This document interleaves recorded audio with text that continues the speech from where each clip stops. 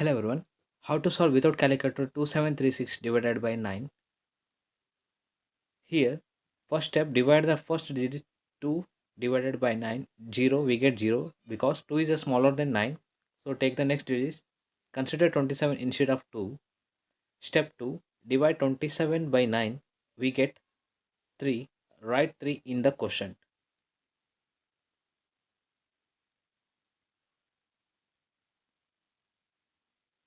Next step 3, bring down the next digit 3. Now we have 3. 3 divided by 9, we get 0. Since 3 is smaller than 9, write 0 in the quotient. Bring down the next digit 6. Now we have 36. 36 divided by 9, we get 4. Write 4 in the quotient.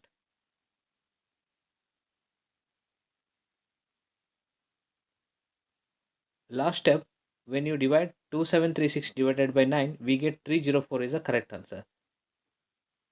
Thank you for watching.